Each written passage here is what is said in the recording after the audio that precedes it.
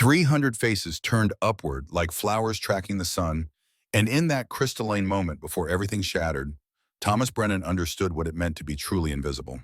The grand atrium of Monarch Industries stretched above him, a cathedral built not for worship, but for wealth, every surface engineered to reflect success back upon itself. Chandeliers hung like frozen waterfalls, each crystal facet worth more than he earned in a month. The marble beneath his feet had been quarried in Italy, shipped across an ocean, installed by men whose names would never appear in any company record. He knew this because he had cleaned the memorial plaque at 3 in the morning while the building slept. His daughter's hand fit perfectly inside his own small fingers curled with absolute trust. Lily stood beside him in the shadows near the service entrance, wearing the blue dress she had picked out herself from the thrift store on Columbus Avenue. She had insisted on the one with flowers embroidered along the hem, and Thomas had not told her that 2 of the petals were coming loose. He had meant to sew them back, had promised himself he would find the time, but time was the one luxury he could never afford. The woman descending the staircase commanded gravity itself. Eleanor Vance moved through space as if she had negotiated the terms of physics personally, her heels striking marble in a rhythm that made the assembled executives straighten their spines. 53 years old, though she could have passed for 40, her dark suit tailored so precisely it seemed grown rather than sewn. She had built this empire with her mind and her will, transforming a single telecommunications patent into a network that connected 17 million households across North America. The numbers meant nothing to Thomas, but he understood power when he saw it, and Eleanor Vance wore power like a second skin. Lily tugged his sleeve, her whisper barely audible above the rustle of expensive fabric. "Is she the queen?" Thomas looked down at his daughter, at her wide eyes reflecting chandelier light, at the wonder on her face that had not yet learned to measure worth in zeros. "Something like that." "Does she live here?" "No, sweetheart, nobody lives here." But that was not quite true. Thomas lived here in the hours when the world turned its back, when the offices emptied and the silence grew thick enough to drown in. He knew this building better than he knew his own body. He knew which elevator made a grinding sound between the 14th and 15th floors. He knew that the bathroom on the 23rd floor had a slow leak that facilities management had been ignoring for 8 months. He knew that someone on the 31st floor ate tuna sandwiches at their desk every Tuesday and left the crusts in their wastebasket to rot. He knew these things because knowing them was his job, and the job was all that stood between Lily and the nothing that waited just beyond the edges of their careful life. The alarm clock had screamed at him 4 hours ago, digital numbers glowing in the dark of their bedroom. Thomas had reached out from muscle memory alone, his fingers finding the button before his brain fully surfaced from sleep. 4 hours. He had allowed himself 4 hours after his shift ended at 6, after the bus ride home through streets still dim with pre-dawn light, after he had eased himself through the apartment door with the particular silence of a man who had learned not to wake a sleeping child. 4 hours was not enough. It would never be enough. But it was what he had. The apartment in South Boston occupied the 3rd floor of a building that groaned when wind came off the harbor. 3 rooms that held their entire world. The kitchen, where morning light struggled through windows that had not been properly cleaned in a decade. The living room with its second-hand sofa that smelled faintly of the family who had owned it before a scent Thomas had given up trying to identify. And Lily's room, barely larger than a closet painted lavender, because she had said it was the color dreams would choose if dreams had voices. He had painted it himself on a Sunday afternoon 2 years ago, Lily sitting cross-legged on newspaper-covered floor, directing him with the authority of a general commanding armies. Higher on that wall, no, the other wall, "Daddy, you missed a spot." He had missed several spots, his hands shaking with exhaustion, but she had pronounced it perfect anyway because that was who she was. A child who found perfection in flawed things. The walls of her room held a gallery of her artwork, taped up with care that bordered on reverence. Crayon drawings of houses that leaned at impossible angles. Marker portraits of stick figures holding hands beneath smiling suns. And in the center, the newest addition, a family portrait featuring 2 people instead of 3. She had drawn it last week without comment, and Thomas had hung it without asking questions he did not want her to answer. The coffee maker sputtered and hissed, producing liquid that barely qualified as coffee but contained enough caffeine to push him through the necessary motions. Oatmeal in a pot, water measured by instinct, sugar added because Lily complained when he forgot. The stove's front burner worked only intermittently, so he used the back left, the one that ran too hot, and required constant attention. He stirred and watched and tried not to think about how many more mornings stretched ahead, identical and endless. Lily emerged from her room at 7:15, right on schedule. She had dressed herself in jeans and a sweater, both items still bearing the particular stiffness of clothes from the donation bin at her school.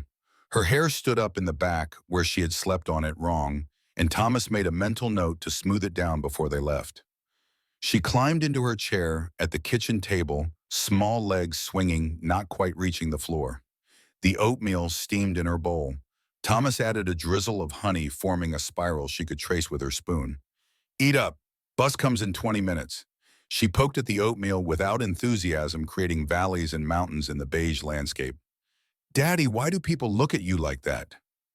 His hand froze halfway to the coffee cup. The question arrived without warning, without preparation, cutting through the morning routine like a blade through skin. "Like what, sweetheart?" "Like at the grocery store yesterday. That lady looked at you like you were doing something wrong, but you were just buying milk." Memory surfaced unwanted.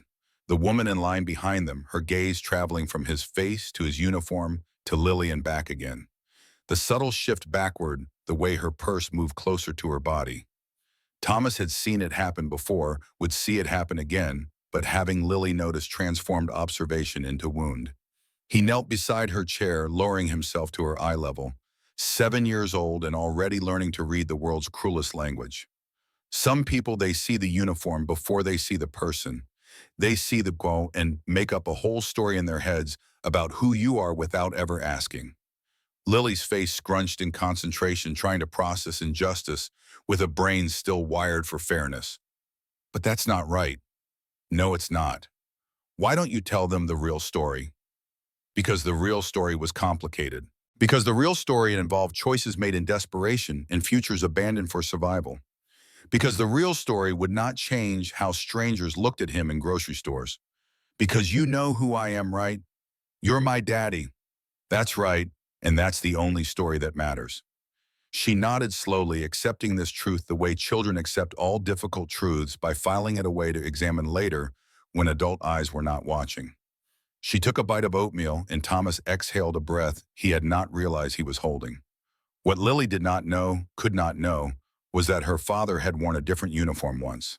Years ago, before her mother's diagnosis, before the hospital became their second home, before the word terminal entered their vocabulary and refused to leave. Thomas Brennan had been someone else entirely. The memory arrived in fragments, the way traumatic memories always do. An office on the 9th floor of a building in Cambridge, windows overlooking the Charles River.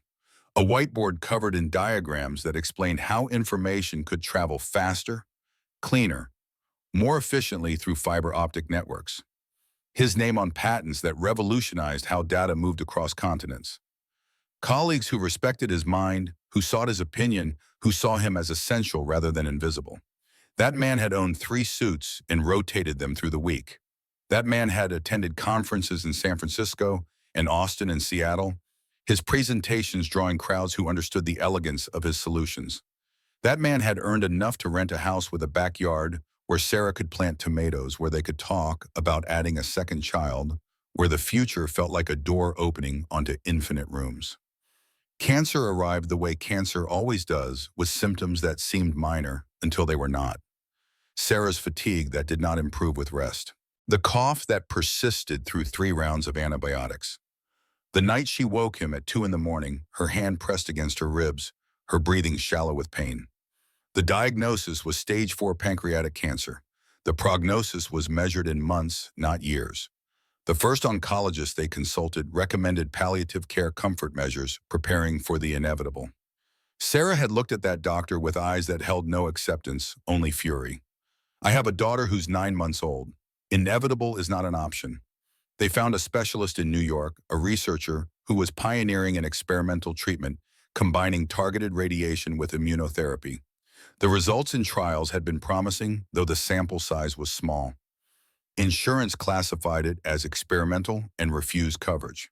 The cost was $190,000 for the first year alone.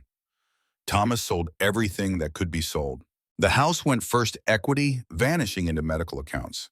The car followed, his retirement account liquidated with penalties that felt obscene. Sarah's jewelry, her grandmother's ring items that held memory rather than value but found buyers anyway. When the liquidation ended, they had raised $82,000. The remaining $108,000 came from a man named Victor Halpern, CEO of DataStream Technologies. Victor had recognized the value in Thomas's patents, the systems architecture that made his company's networks function.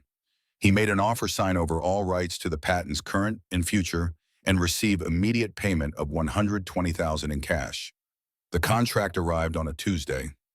Thomas read it in a hospital waiting room while Sarah received her third round of treatment. The legal language was clear.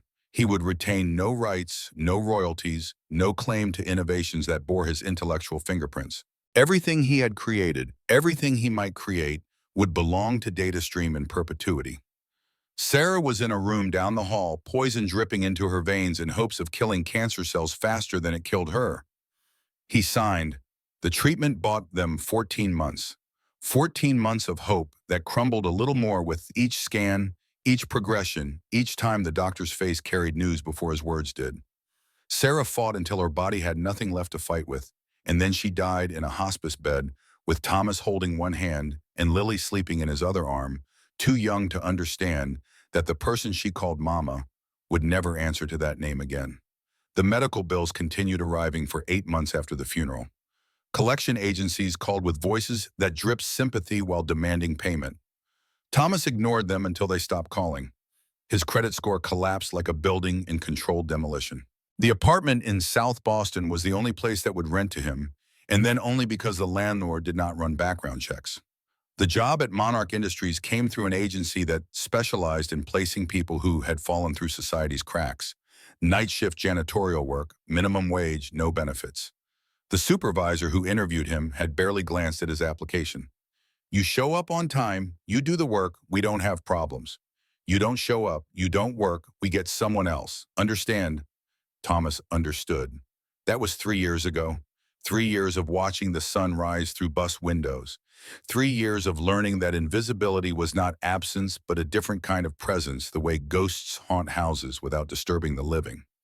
3 years of being a man who cleaned toilets and emptied trash bins and mopped floors, while trying to teach his daughter that worth was not measured by what strangers saw when they looked at you. The bus ride to Lily's school took 17 minutes on good days 25 when traffic choked Harrison Avenue. They sat near the back, Lily pressed against the window, narrating the world as it passed. That dog has the same spots as the one in my book. That building is taller than our building.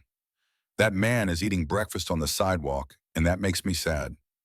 Thomas smoothed down the hair in the back of her head, the gesture automatic and tender. You ready for school today? We're doing math. I like math. You're good at math. Miss Patterson says I'm the best at pattern recognition in the whole class. Pride swelled in his chest, fierce and aching. Pattern recognition, the ability to see connections that others missed. He had been good at that too once upon a time, in a life that felt increasingly like something that had happened to someone else. That's because you're smart. I get it from you. The words landed with more weight than she intended. Children speak truth without understanding what they are saying, without recognizing how their observations can reach inside an adult and rearrange everything. The school was a low brick building surrounded by chain link fence, its playground populated by equipment that had seen better decades. Lily kissed his cheek before running toward the entrance, her backpack bouncing against her shoulders. She turned once at the door, waved, then disappeared inside. Thomas stood at the fence and watched until he could no longer see her through the glass doors. Then he walked to the bus stop for the ride home, where he would sleep 4 hours before his shift began again, and the cycle would continue because the cycle was all there was. Eleanor Vance had not slept well in 17 years.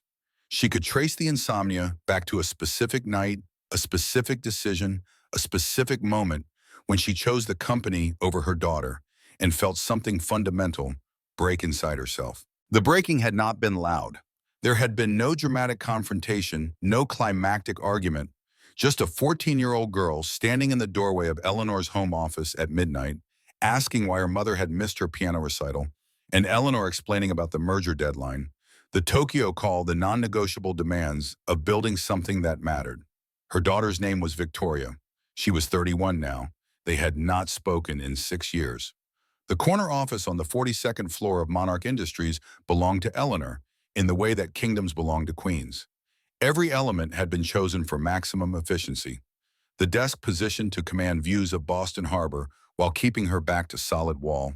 The minimalist furniture that discouraged visitors from getting comfortable. The photographs that lined one shelf, all professional shots from conferences and award ceremonies. Images of Eleanor shaking hands with senators and tech CEOs, Eleanor accepting recognition for achievements that had consumed every waking hour and most of the sleeping ones. No family photographs, no personal touches. The office was a tool, and tools were meant for work.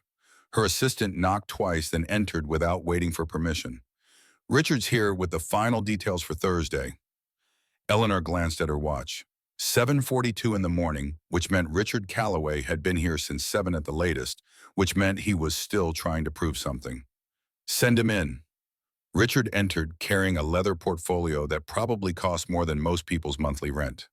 38 years old, Harvard MBA, 6 years at Goldman Sachs before Eleanor had recruited him with an offer that made his Wall Street salary look quaint. He was brilliant with numbers, ruthless with negotiations, and utterly devoid of the empathy that might have made him a decent human being. Eleanor appreciated the first two qualities enough to tolerate the third. The governor confirmed his attendance. Press credentials have been verified. Security is locked down tight. He spoke in bullet points the way he always did, information delivered with maximum efficiency and minimum emotion. And the acquisition announcement? Legal finished the final review at midnight. Documents are ready for signature. The moment you make the announcement Thursday night, we own the largest fiber optic network in the Northeast. Eleanor allowed herself a small smile. The acquisition of Telecor Industries had taken 18 months of negotiation, maneuvering strategic pressure, applied at precisely calculated moments. When the deal closed, Monarch Industries would control infrastructure that connected 12 states and 47 million people. The stock price would rise. Her position as one of the most powerful women in American telecommunications would become unassailable. What about the other matter? Richard's expression flickered, a micro-expression that lasted less than a second, but told Eleanor he was about to deliver news she would not like. There was a minor issue with facilities staff. One of the night janitors requested permission to bring his daughter to the building during his shift. School closure, water main break, no child care options. "And you approved this?" His supervisor did. "I've made it clear this won't happen again." Eleanor turned back to the window, watching the harbor traffic boats moving in patterns dictated by tide and commerce. Who is he? Does it matter? She looked at Richard, at his expensive suit and his practiced indifference, and felt something that might have been disgust if she allowed herself to feel disgust anymore. His name, Richard. Thomas Brennan. Been with facilities for 3 years. No disciplinary issues. He works. He leaves. He doesn't cause problems. Thomas Brennan. The name meant nothing to Eleanor, would have meant nothing to anyone in her world. Just another invisible person who kept the machinery running while the important people pretended the machinery ran itself. Fine, just ensure Thursday runs smoothly. Richard left, and Eleanor returned to her desk, to the files that demanded her attention, to the endless work of maintaining empire. But the name lingered in her mind the way a stone creates ripples long after it has sunk. Thomas Brennan. She wondered if he knew how much his 3 years at Monarch Industries had earned Victor Halpern. The patents Thomas had signed away now generated approximately $4 million annually in licensing fees. DataStream Technologies paid Victor a consulting fee that included a percentage of those royalties. Victor, in turn, had invested heavily in Monarch Industries, making him one of Eleanor's largest individual shareholders. She wondered if Thomas knew that the systems keeping her company's networks running bore the fingerprints of his innovations, refinements he had designed in a different life. She wondered then, stopped wondering, because wondering was a luxury she had trained herself to abandon. The meeting with the board lasted 3 hours. 12 men and 2 women seated around a table made from wood harvested in forests that no longer existed, discussing quarterly earnings and market projections and strategic positioning. Eleanor presented the Telecor acquisition with the confidence of someone who had never been wrong about anything that mattered. The board asked the questions they were expected to ask, raised the concerns they were paid to raise, then voted unanimous approval because they understood that Eleanor Vance did not bring proposals to vote unless she had already secured the outcome. Afterward, in the quiet that followed the board's exit, Eleanor stood at the window and allowed herself a moment of something that was not quite satisfaction, but existed in the same neighborhood. She had built this. From nothing, from a single patent she had developed in graduate school, from loans that had nearly bankrupted her, from years of 18-hour days, and sacrifices that still woke her at 3 in the morning, with regret she would never admit to feeling. Her phone buzzed, a text from a number she had blocked 5 times, but that kept finding new ways to reach her. Mom, I'm getting married, I wanted you to know. Victoria, getting married. To someone Eleanor had never met, would likely never meet because the invitation would not come, or if it came, would arrive with the understanding that her presence was not truly desired. She stared at the message for 30 seconds, then deleted it without responding. Work was simpler than family. Work had rules and metrics and outcomes that could be measured. Family had only disappointment that compounded like interest. Her father had been a factory worker in Pittsburgh, a man who came home each night smelling of machine oil and defeat. He had taught her exactly one useful thing, that being invisible to the people who mattered was the same as being dead. Eleanor had spent her entire life making sure no one could look away from her, and the cost of that visibility had been every relationship that required her to be anything other than successful. She had traded her daughter's childhood for quarterly earnings. She had traded love for power. And on most days, she believed the trade had been worth it. Richard appeared at her door again, this time without knocking. Issue. Eleanor turned from the window. Define issue. Facility supervisor called in sick. The backup supervisor is handling the regular staff, but he's asking about Thursday.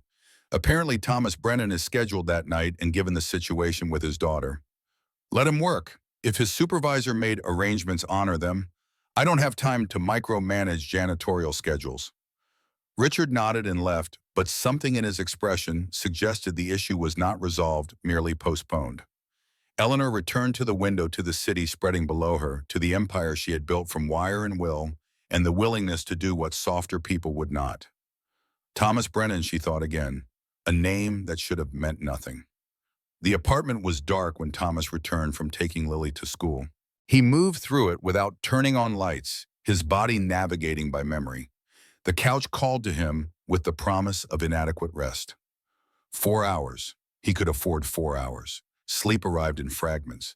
He dreamed of hospitals and patent offices, of Sarah's face before the illness hollowed it out of Lily at 14, asking questions he would not know how to answer. He woke at intervals, his phone alarm still 2 hours away, his mind refusing to fully surrender to unconsciousness. At 1:30 in the afternoon, he gave up the pretense of rest. The apartment felt smaller in daylight, the walls pressing in with the weight of all the life they contained.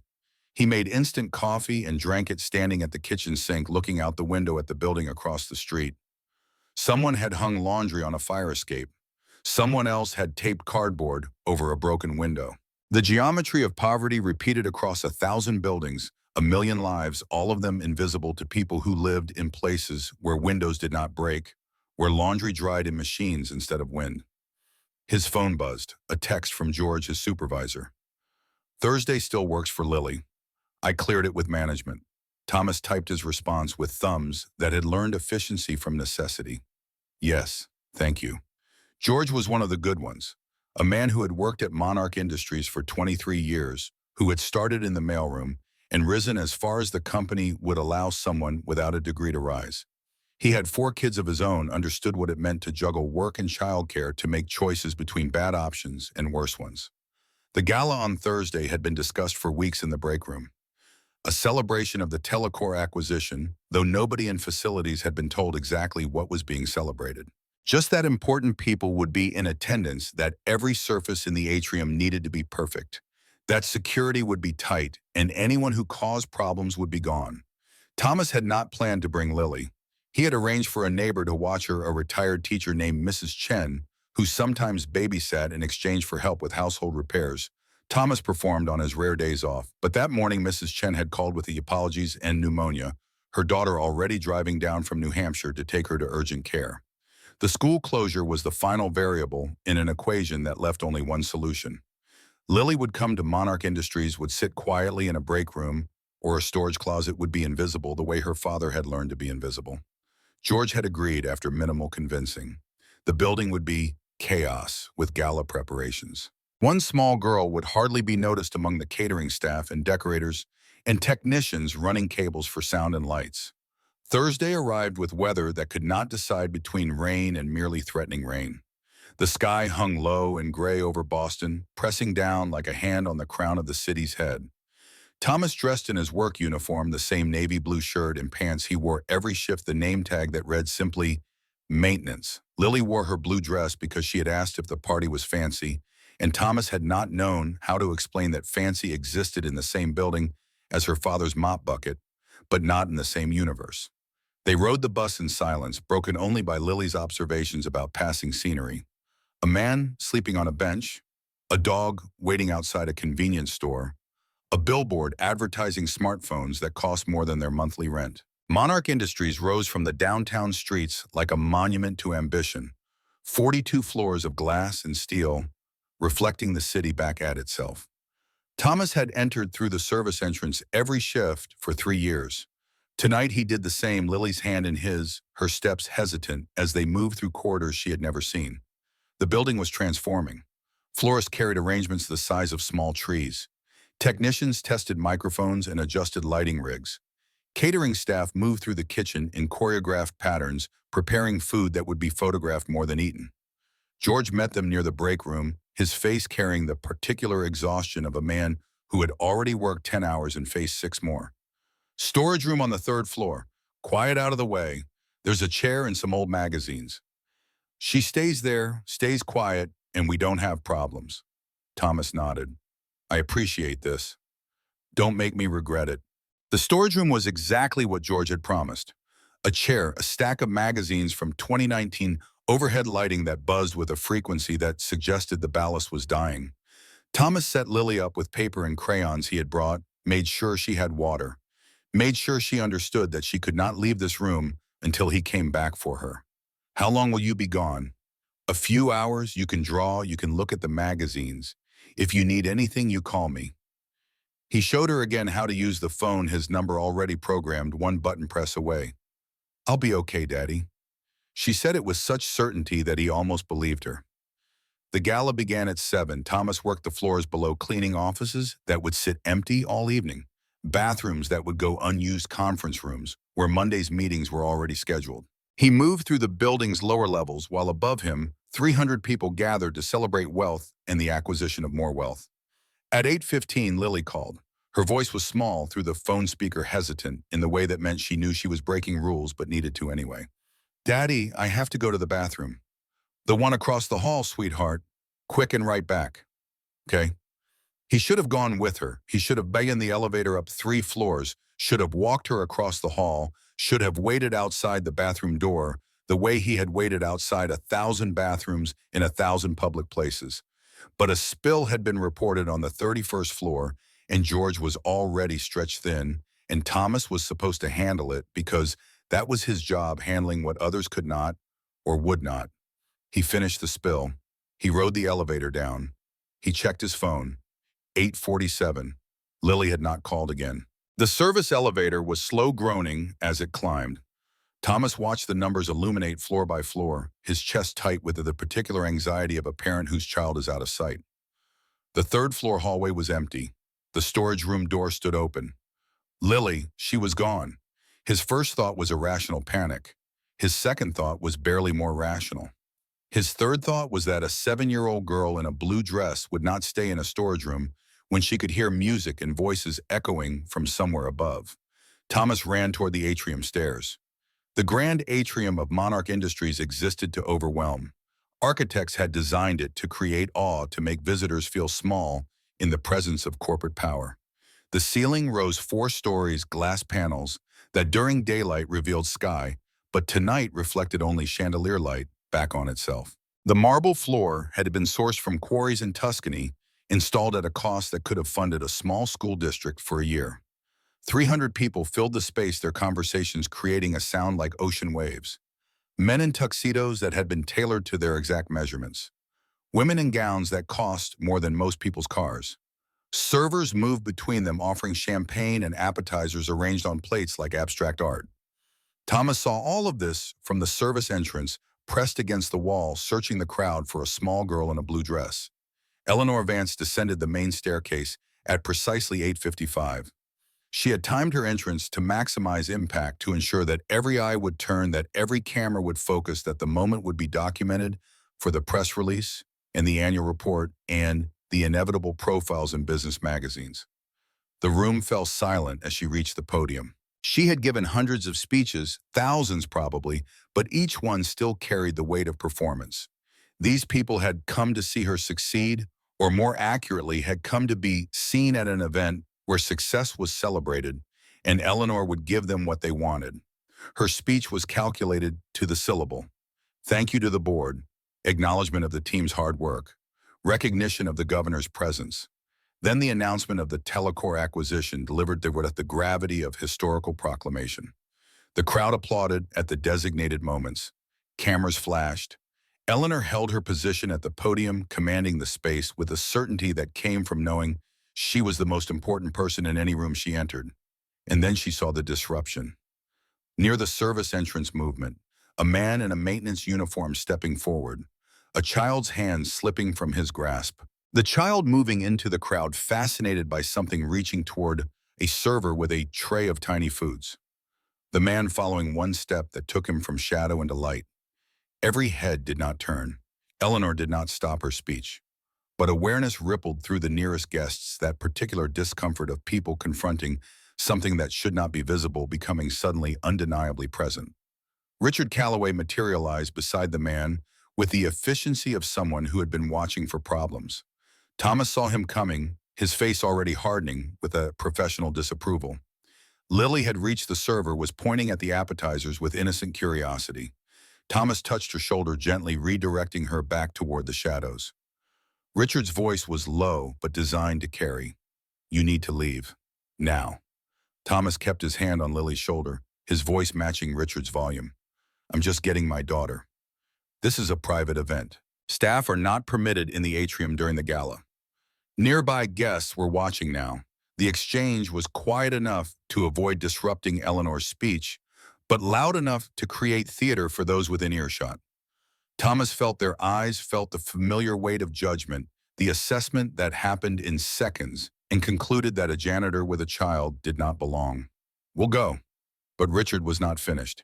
He was thinking about the 300 people watching, about the importance of maintaining boundaries, about the need to establish that certain spaces belong to certain people, and enforcement of those boundaries was not negotiable.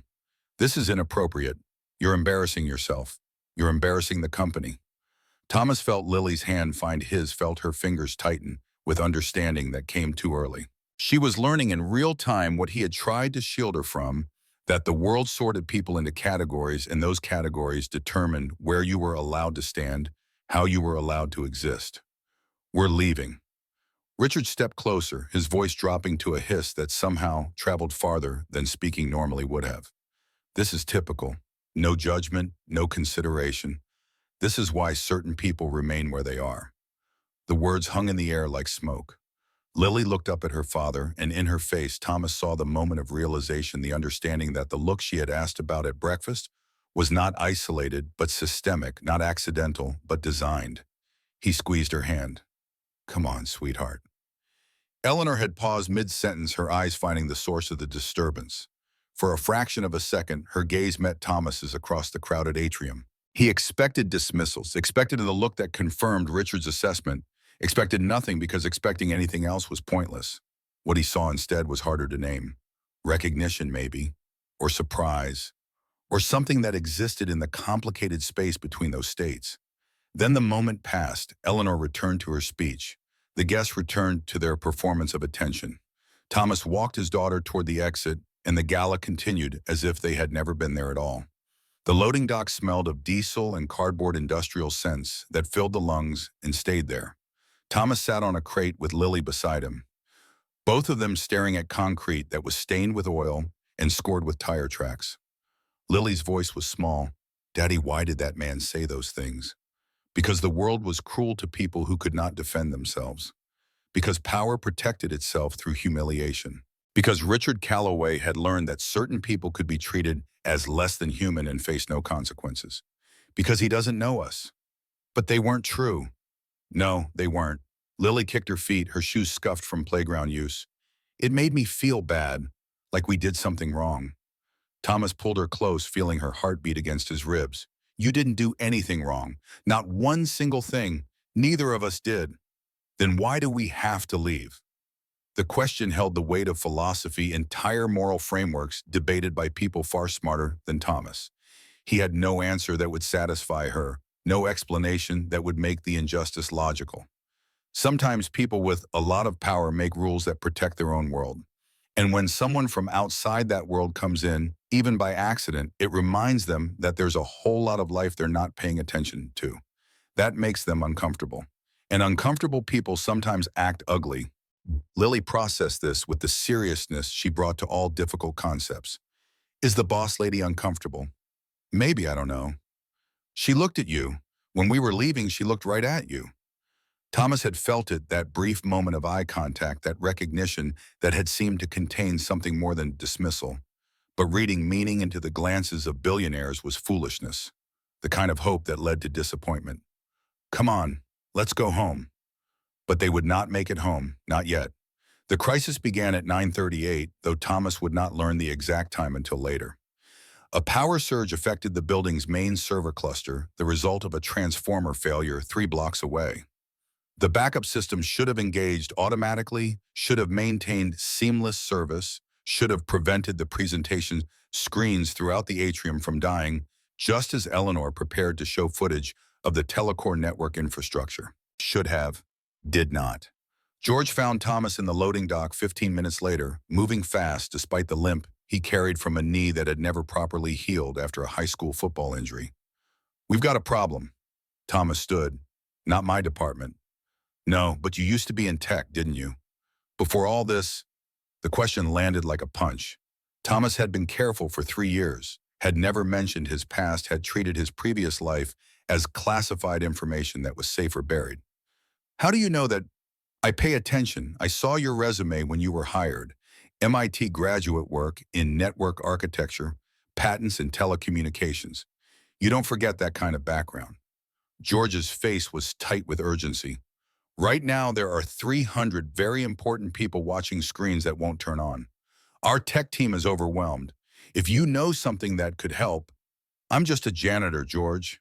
Yeah, and I'm just a guy who's worked here 20 years and knows when someone's hiding something. I'm not asking for your life story. I'm asking if you can fix what's broken. Thomas looked at Lily, who had been listening to the exchange with wide eyes.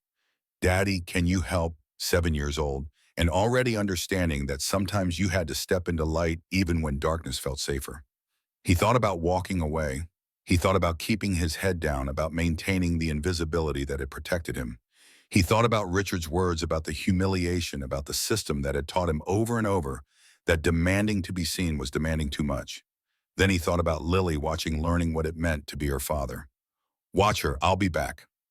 The server room was chaos compressed into climate-controlled space. 3 technicians huddled over equipment, their voices tight with panic that professional language barely contained. When Thomas entered, still in his janitor's uniform, they barely glanced at him. Wrong room, buddy. Thomas moved to the nearest terminal, his eyes scanning the screens showing network topology and error logs. Your failover cluster isn't initializing because your load balancer is trying to authenticate against a primary node that doesn't exist anymore. The power surge corrupted the routing table. You need to manually reassign the virtual IPs before the system will recognize the backup nodes. The technicians stared. Who the hell are you? But Thomas was already typing, his fingers moving across the keyboard with muscle memory that 3 years had not erased. The commands came back to him like a language he had learned, young syntax and structure that lived deeper than conscious thought. 4 minutes. That was how long it took to rebuild the routing table, to force the authentication refresh, to bring the backup systems online. The screens in the atrium flickered to life. The presentation resumed. 300 people applauded without knowing why their applause was justified. Thomas was gone before the technicians could ask his name, moving through corridors with the particular speed of someone who did not want to be noticed. He took the stairs instead of the elevator, descended 3 floors, emerged into the loading dock where Lily waited with George. Did you fix it? Yeah, sweetheart, I fixed it. But Eleanor Vance had seen. She had come to the server room when her staff could not explain what was happening, when the crisis threatened to derail her moment of triumph. She had looked through the glass window and watched a janitor repair what her entire technical team could not. The same janitor Richard had dismissed as an embarrassment. The same man who had looked at her across the atrium with something that was not anger or resentment, but understanding. She stood at the window long after he was gone, staring at the empty room at the screens showing stable networks and recovered systems. In her pocket, her phone buzzed with another message from Victoria, another reminder of relationships that had fractured under the weight of choices made long ago. Thomas Brennan. She thought again, a name that should have meant nothing. A man who was becoming impossible to ignore. The morning after the gala arrived with rain that turned Boston's streets into mirrors reflecting gray sky. Thomas woke to his alarm at 9, having slept 3 hours that felt like 30 minutes. His body ached with the particular exhaustion that comes from adrenaline crash, from standing in server rooms pretending the past 3 years had not happened, from being seen when invisibility had become survival strategy. Lily was already awake, sitting at the kitchen table with her homework spread before her. Mathematics problems involving fractions, her pencil moving with confidence across the page. She looked up when he entered. "You were talking in your sleep." Thomas poured water into the coffee maker, his hands moving through familiar motions. "What was I saying? Numbers. And someone named Sarah."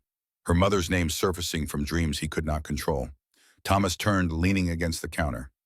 "Your mom was good at math too. Better than me." Lily nodded, returning to her fractions.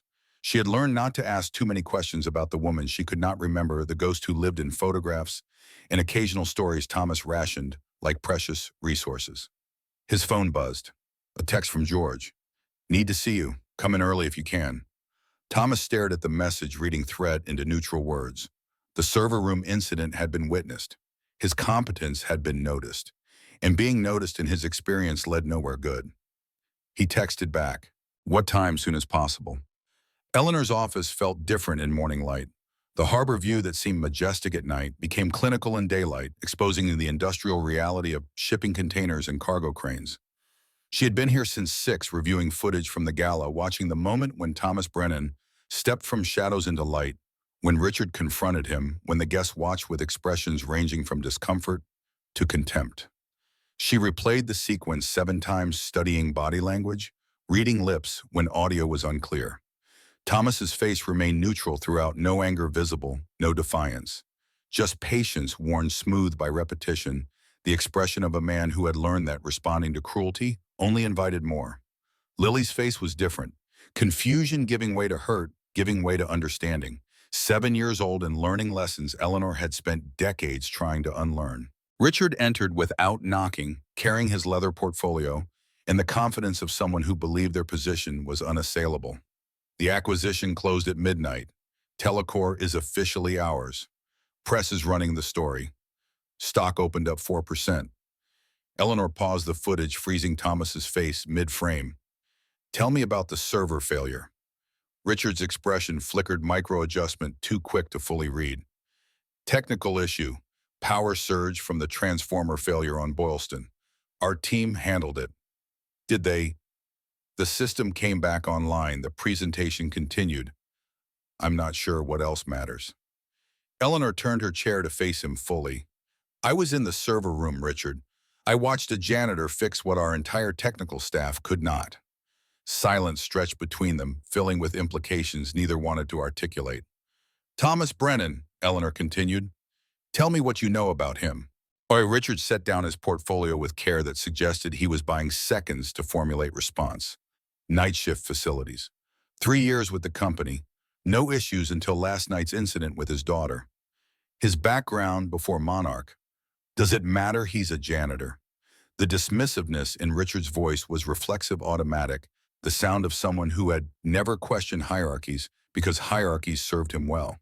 Eleanor recognized it because she had heard it in her own voice for years, had trained herself to think in categories that separated people into those who mattered and those who cleaned up after them. "It matters," she said quietly. "When that janitor demonstrates expertise our senior technical staff lacks." Richard's jaw tightened almost imperceptibly. "I'll have HR pull his file." "Do that. And Richard, the way you spoke to him last night, That won't happen again.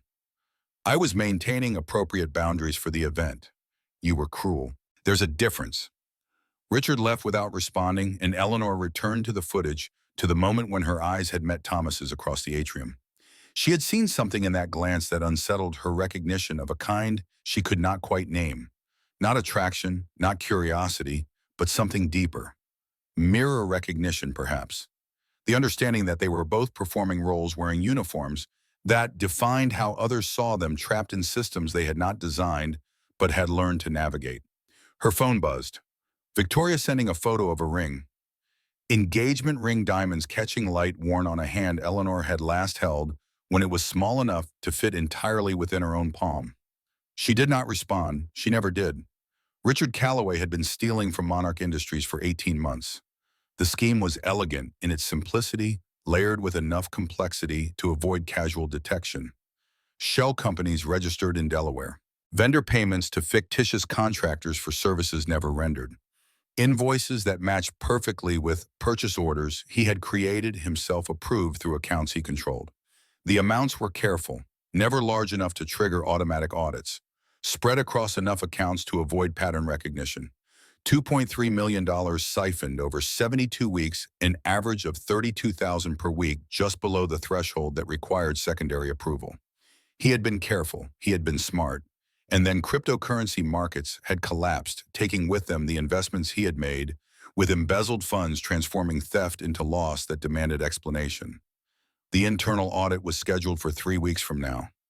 Richard had known for 6 weeks, had spent that time constructing the perfect deflection. The evidence needed to point somewhere, anywhere other than himself. And Thomas Brennan, with his night shifts and his access to every floor of the building, and his financial vulnerability, had been gift-wrapped opportunity. Richard had spent 4 weeks building the case. Security footage doctored to show Thomas entering offices outside his assigned cleaning route. Supply requisition logs modified to indicate missing items. Petty cash discrepancies in the facilities department that traced through carefully constructed paper trail directly to the shifts Thomas worked. The evidence was meticulous. It would withstand casual investigation. It would convince people predisposed to believe that janitors stole, that financial pressure led to theft, that men who wore maintenance uniforms were exactly the kind of people who helped themselves to what did not belong to them.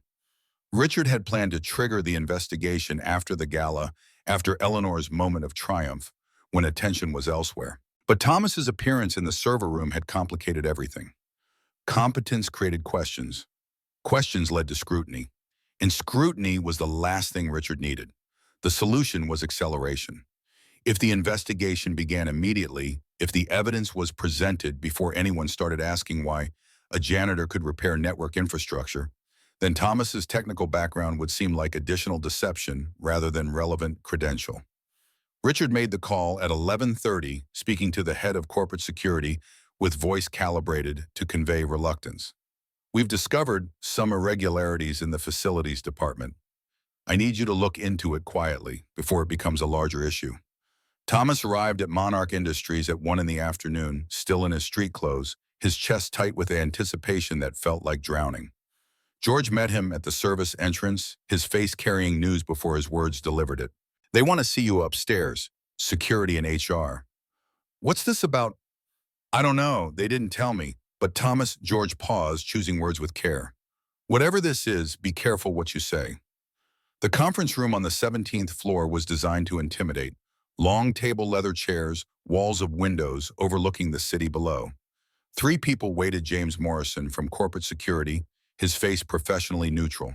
Patricia Chen from human resources, her expression suggesting she had already decided the outcome. And Richard Calloway, seated at the head of the table like judge at tribunal. Thomas sat in the single chair facing them across the table's expanse. Morrison spoke first, his voice flat with practiced detachment. Mr. Brennan, we've discovered some irregularities that require your immediate attention. Over the past 3 months, there have been discrepancies in the facilities department petty cash fund. We've also identified instances of unauthorized access to restricted areas of the building. Thomas felt his pulse accelerate, blood rushing in his ears. I haven't taken anything. Morrison slid a folder across the table. Inside, printouts of security footage, screenshots, supply requisition logs, cash reconciliation reports. The documents painted pictures so damning that Thomas felt reality shift beneath him. These logs show you entering the 31st floor executive offices at 2:43 a.m. on October 7th. Your assigned area is floors 1 through 15. I was called there, someone reported a spill. We have no record of that call. Then your records are wrong. Richard leaned forward, his voice smooth with false sympathy. No one's saying you're a bad person, Thomas.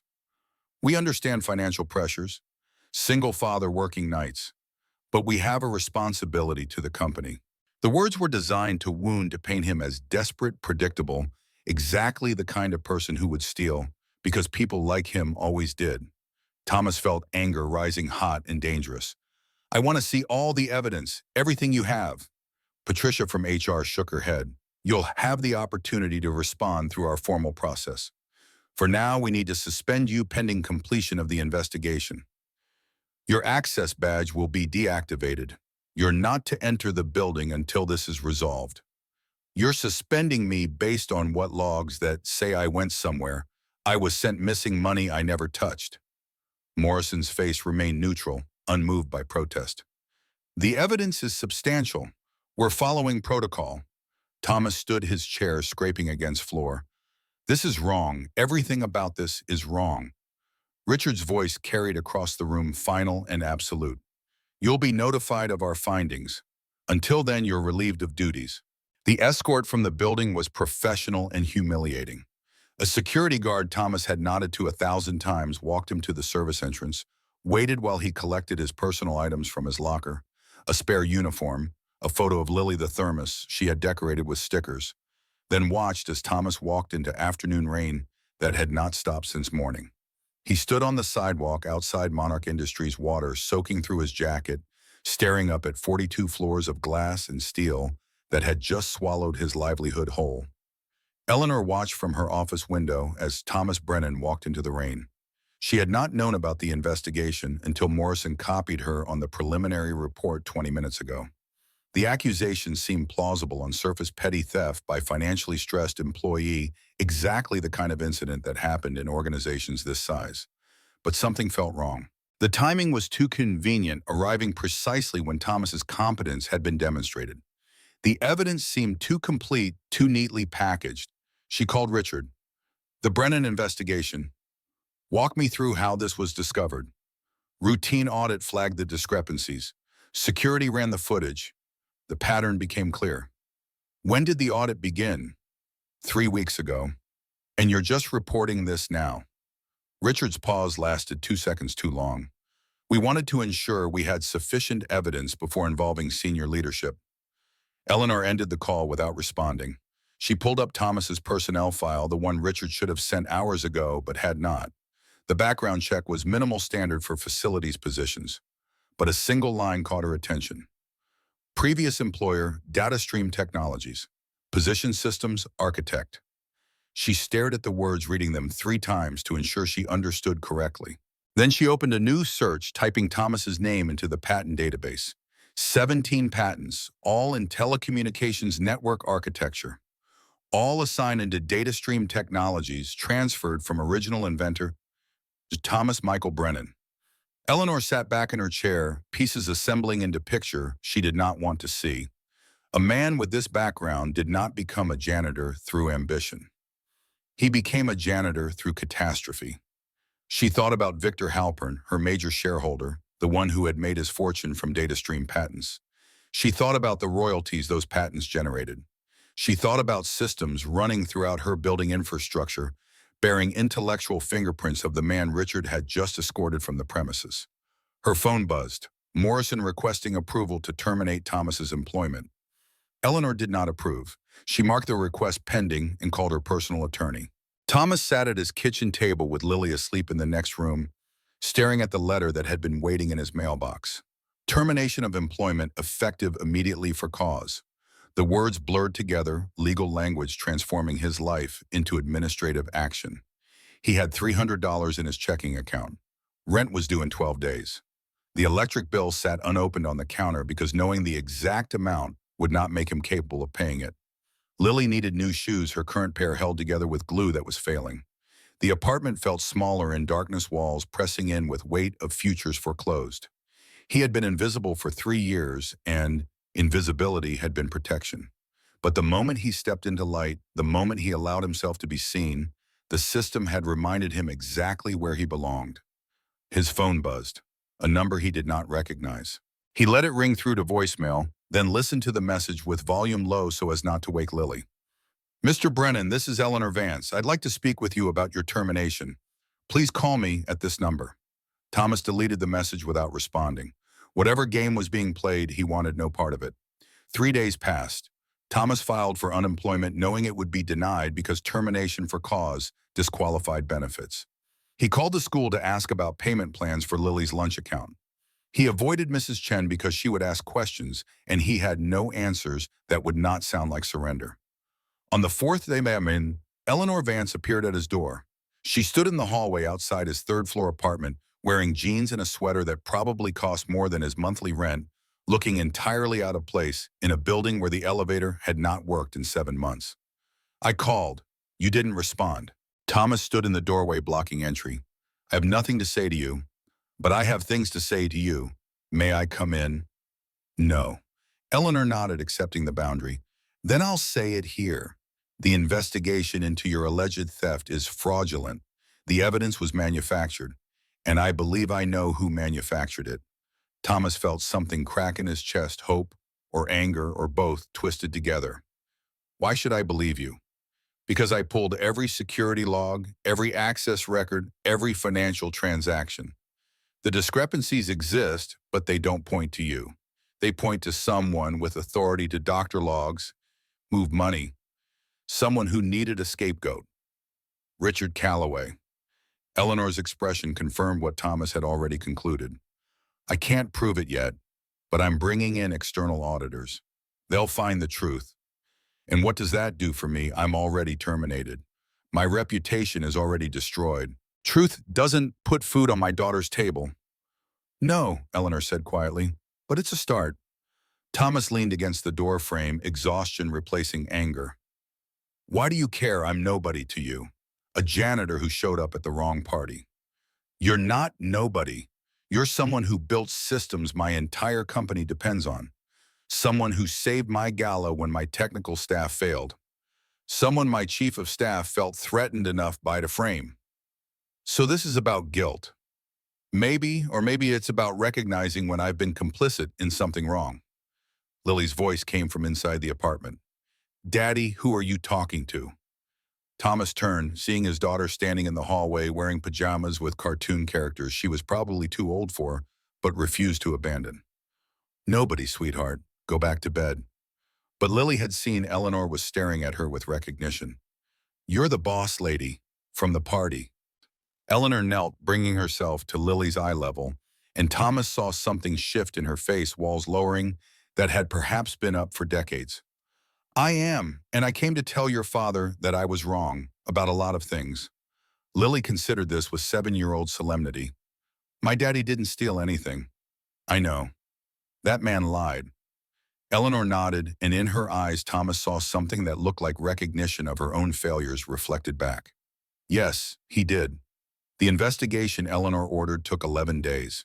External auditors descended on Monarch Industries with authority to access every file, every account, every email stored on company servers. Richard protested through corporate attorneys raising concerns about privacy and protocol, but Eleanor overrode every objection with authority that reminded everyone exactly who owned the company. The evidence was damning and obvious when someone actually looked. Shell companies traced to accounts Richard controlled. Emails he had believed deleted recovered from backup servers. A pattern of theft so extensive that the auditors kept revising their estimates upward as they uncovered additional layers. On the 11th day, Eleanor called an all-hands meeting. Every employee from senior executives to facilities staff summoned to the auditorium at 3 in the afternoon. The email was terse, offering no explanation, just mandatory attendance. Thomas was not supposed to be there. He was terminated, banned from the building, his badge deactivated. But George had called that morning with instructions. "Come in through the service entrance. Bring Lily, trust me." So Thomas stood in the back of the auditorium with his daughter beside him, watching 300 employees file in with expressions ranging from curiosity to concern. Eleanor stood at the podium, and when the room had filled, she began to speak. 11 days ago, I ordered an investigation into financial irregularities within this company. That investigation has concluded. Richard Calloway, our chief of staff, has been terminated for embezzlement of company funds totaling $2.7 million. The room erupted. Voices overlapping, questions shouted Eleanor, raising her hand for silence. Additionally, the investigation revealed that Mr. Calloway manufactured evidence to frame an innocent employee for theft. Thomas Brennan, who many of you know from our facilities team, was wrongly terminated. He is being reinstated with full back pay, and I am offering him a position in our technical department where his considerable expertise will be properly utilized. More eruption, more voices, and through it all, Thomas stood frozen, unable to process words that were reshaping his reality in real time. Eleanor continued, I take full responsibility for creating an environment where this could happen. I failed to see what was happening in my own company. I failed to question evidence that confirmed my biases. I failed. And then Lily's voice cut through the auditorium, clear and certain. My daddy didn't steal anything. Every head turned. Lily stood in the aisle, her small frame somehow commanding the space, her voice carrying in acoustics designed for projection. He works really hard. He comes home tired every day. He makes me breakfast even when he hasn't slept. And he never ever takes things that aren't his, because that's what honest people do. The silence that followed was absolute. Eleanor stood at the podium, frozen, staring at the child who had just challenged her before 300 witnesses. A security guard started moving toward them, but Eleanor raised her hand. Let her speak. Lily's voice shook now, but did not stop. The man who said bad things to us at the party, the one who made my daddy leave, he's the liar. I heard him on the phone. He said he was going to make sure daddy got blamed for something he didn't do. Richard Calloway's face went white. He stood near the front row, surrounded by colleagues who were now looking at him with expressions that had transformed from sympathy to suspicion. Thomas stepped forward, his hand reaching for Lily's shoulder. Sweetheart, that's enough. But Eleanor was descending from the stage, moving through the crowd toward them, and when she reached Thomas and his daughter, she knelt once more, bringing herself to Lily's level.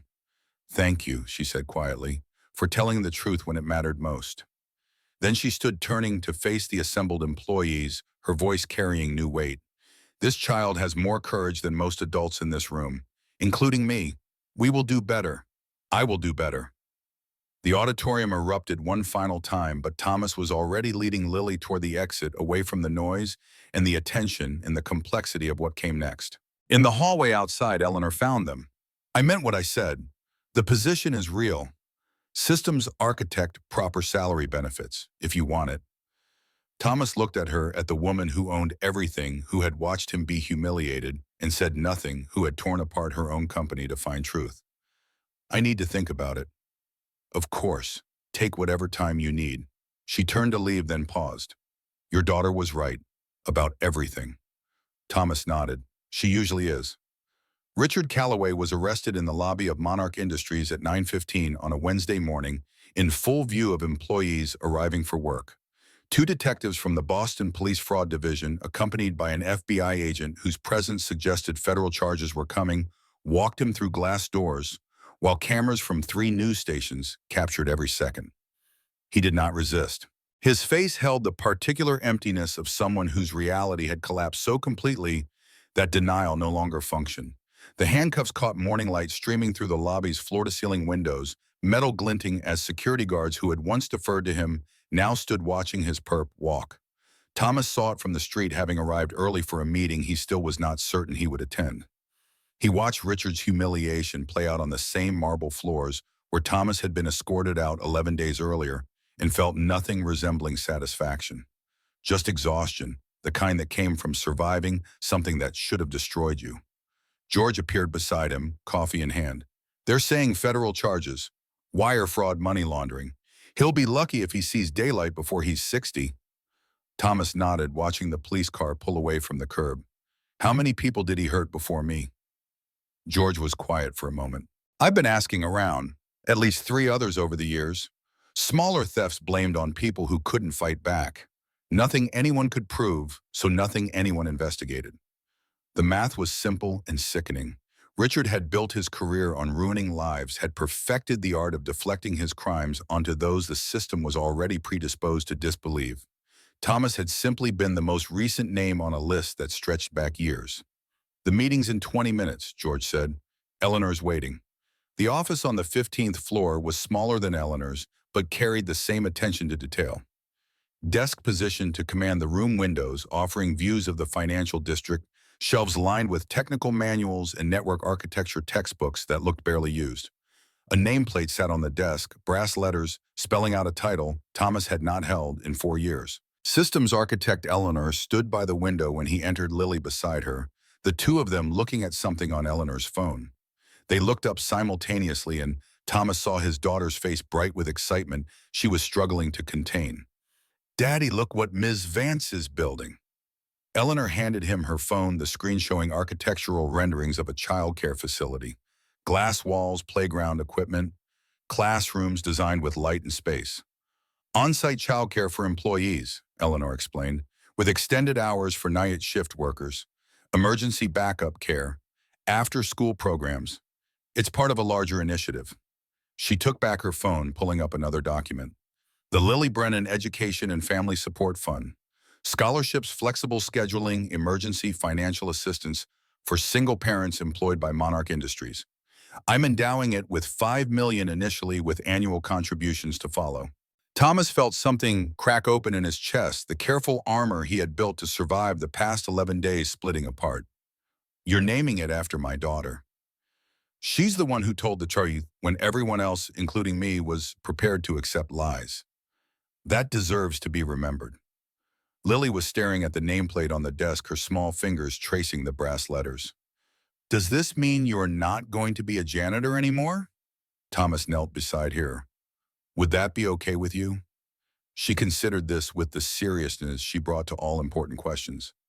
"Will you still be tired all the time?" The question landed like a punch. 7 years old and already cataloging the cost of their survival, already understanding that her father's exhaustion was not normal, was not how things should be. "Maybe a little less tired. Then it's okay." Eleanor cleared her throat, and when Thomas looked up, he saw her eyes were wet in a way that suggested she was fighting hard against crying. "I'll give you time to discuss this. The position comes with salary of $140,000, full benefits, stock options. You'd be leading the team that maintains our network infrastructure. The team you fixed in about 4 minutes while they spent an hour accomplishing nothing." She moved toward the door, paused with her hand on the frame. "Take whatever time you need. The offer stands regardless." After she left, Thomas sat in the chair behind the desk, Lily climbing into his lap. They sat in silence, looking out at the city spreading below them, at the geometry of buildings and streets that held their entire world. "Is this real?" Lily whispered. "I think so, sweetheart." "Are we going to be okay now?" The question was too large to answer with certainty. But for the first time in years, Thomas allowed himself to believe that okay was possible. "Yeah, I think we are." 3 weeks later, Thomas Brennan started his first day as systems architect at Monarch Industries. He wore a suit purchased from a department store, the first new clothes he had bought in 2 years. The fabric felt foreign against his skin, the tie constricting his throat. But when he caught his reflection in the elevator's polished doors, he saw someone he had almost forgotten existed. The technical team greeted him with a mix of curiosity and wariness. He was the janitor who had fixed their failure, the man whose framing had exposed corruption at the highest levels, the person whose daughter had become minor legend among employees who had been present for her testimony. They did not know how to categorize him, so they waited to see what he would do. Thomas did what he had always done. He worked. He analyzed their systems, identified inefficiencies, proposed solutions that saved processing time and reduced costs. Within 2 weeks, he had reorganized their entire maintenance protocol. Within a month, he had designed upgrades that increased network speed by 18%. He was good at this. He had always been good at this. And remembering that competence, reclaiming that identity, felt like resurrection. Eleanor found him in the server room on a Thursday afternoon, troubleshooting a problem that had stumped the night shift. "You're still here. It's past 6. Thomas looked up from the terminal, surprised by the time. "I need to pick up Lily from the childcare center." "I know, I saw her 20 minutes ago. She's teaching the other kids how to draw trees. Apparently it's very technical." Thomas smiled, imagining his daughter explaining proper leaf distribution with the seriousness of a professor. Eleanor sat on the edge of a server rack, a position so casual and unlike her that Thomas stopped what he was doing. "I wanted to thank you," she said, "for taking the position, for trusting me after I gave you every reason not to. You made it right. That's more than most people would do. I didn't make it right. I can't give you back 3 years of your life. I can't undo the humiliation or the fear or the nights you spent wondering how to feed your daughter." Her voice had dropped, carrying weight that suggested this conversation was about more than him. "But I can try to build something better going forward. I can create systems that protect people instead of crushing them. I can choose to see." Thomas closed the terminal, giving her his full attention. "Is this about your daughter?" Eleanor's face shifted, surprise and pain mixing together. "How did you know?" "The way you looked at Lily, like you were seeing someone else." Silence stretched between them, filling with things neither knew how to say. "Victoria's getting married next month," Eleanor finally said. "I'm not invited. Or rather, I am invited in the technical sense, but she made clear my presence isn't desired." She said, her voice broke and she stopped, visibly struggling for control. She said, "I cared more about this company than I ever cared about her." And she wasn't wrong. Thomas had no comfort to offer, no words that would make that truth easier to carry. "You could still go. She doesn't want me there. Maybe not, but maybe 30 years from now, you'll wish you had tried." Eleanor looked at him, really looked, and Thomas saw in her face the same thing he had seen that night in the atrium: recognition. Not of attraction or interest, but of shared understanding, the acknowledgement that they were both people who had survived by sacrificing pieces of themselves, who had built walls so high they had forgotten what existed on the other side. "How do you do it?" she asked. "How do you show up for Lily every single day, no matter how tired you are, no matter what else is falling apart?" "Because she's my daughter, and she deserves a father who chooses her first.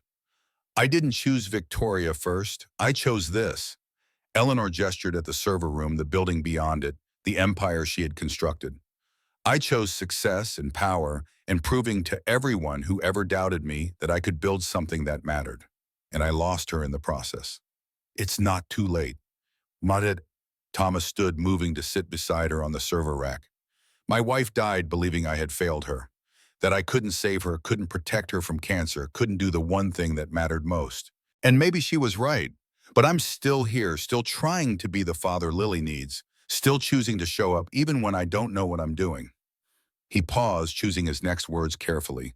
"You can't fix the past, but you can choose differently right now.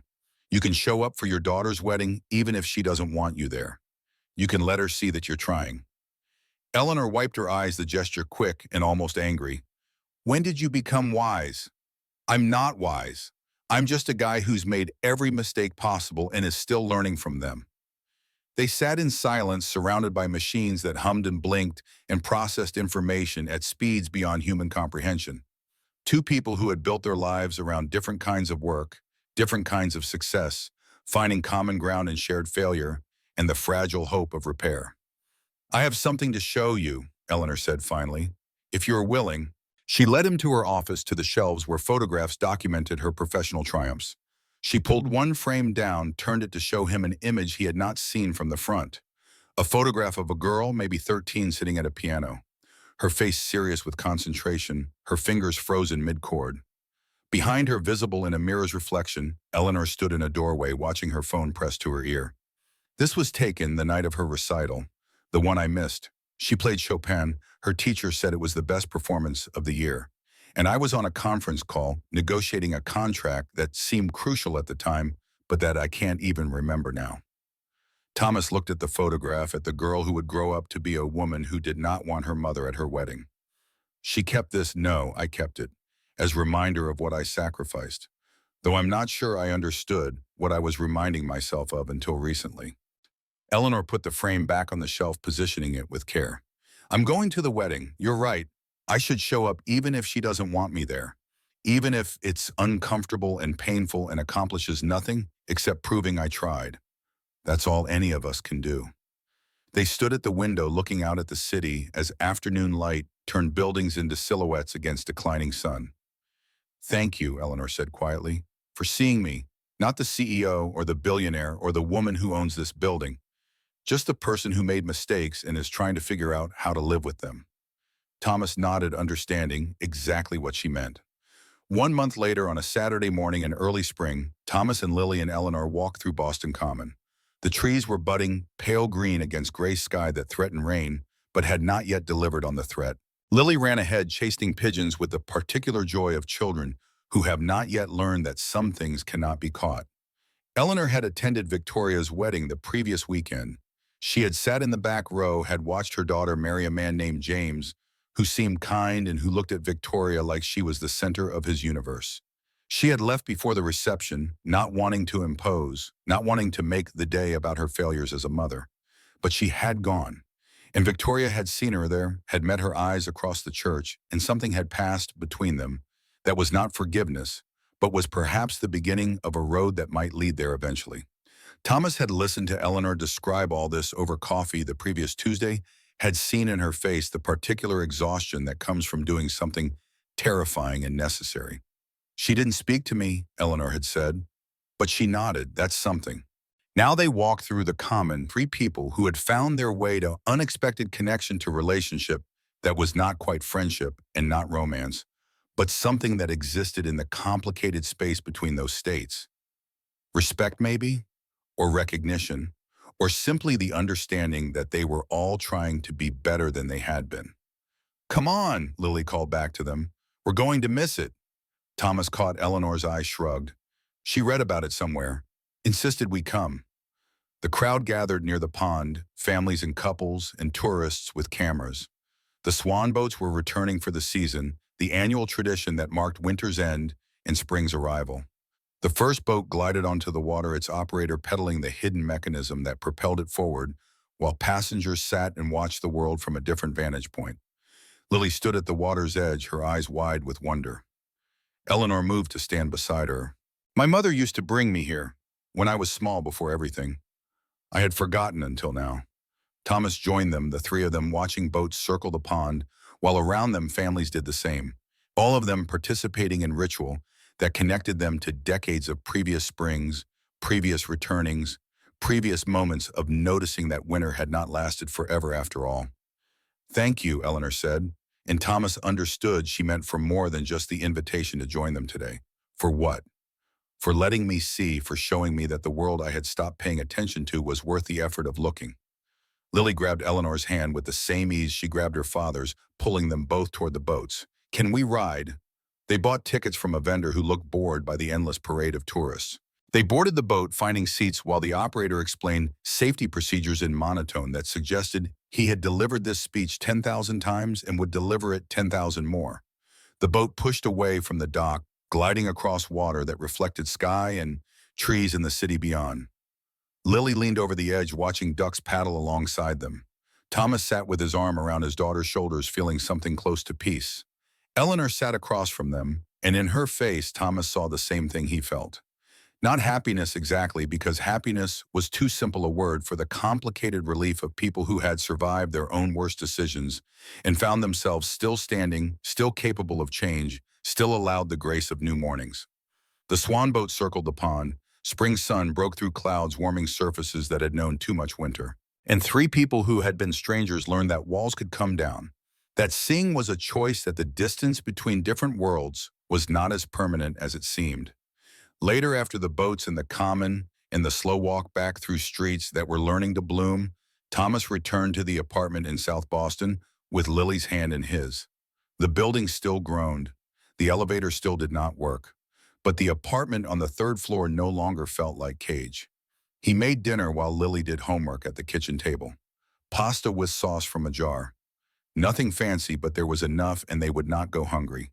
The refrigerator held food purchased without calculating every dollar. The electric bill was paid. The rent would be paid when it came due. Small things, ordinary things, miracles disguised as normal life. Lily looked up from her math homework. Daddy, are you happy? The question was simple. The answer was complicated. Yeah, sweetheart. I think I am. Good, you should smile more. She returned to her fractions, and Thomas stood at the stove stirring sauce, letting himself smile. Across the city in a corner office on the 42nd floor, Eleanor Vance looked at her phone. A text from Victoria. Thank you for coming. It meant something. Not forgiveness, not reconciliation, but a door that had been closed now standing slightly ajar, letting in the smallest amount of light. Eleanor typed her response with fingers that shook slightly. I'm here whenever you're ready to talk. I love you. She sent the message before she could talk herself out of it, before doubt could transform a gesture into calculation. Then she stood at her window looking out at the city she had conquered, the empire she had built, the life she had constructed from ambition and will, and the refusal to be invisible. It was not enough. It had never been enough. But it was what she had. And maybe if she chose to keep looking, to keep seeing, to keep showing up for the people who mattered, it could become something more. The swan boats would return every spring. The seasons would change regardless of whether anyone noticed.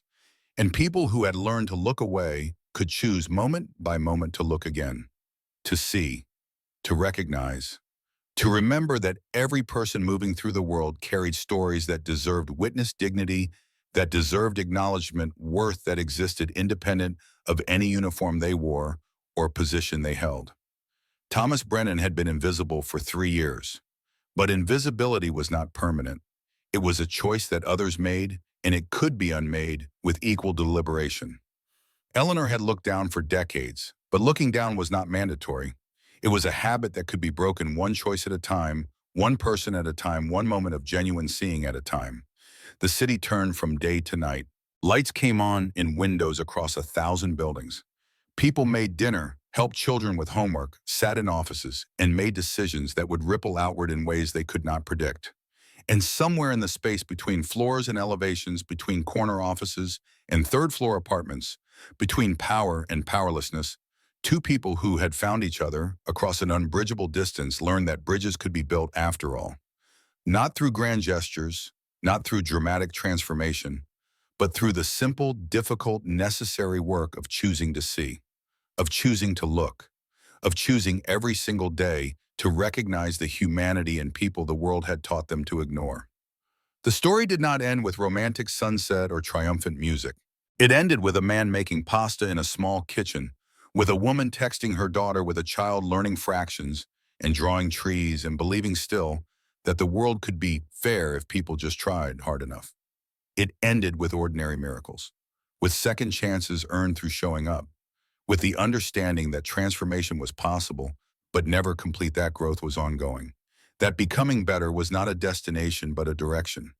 And sometimes that was enough.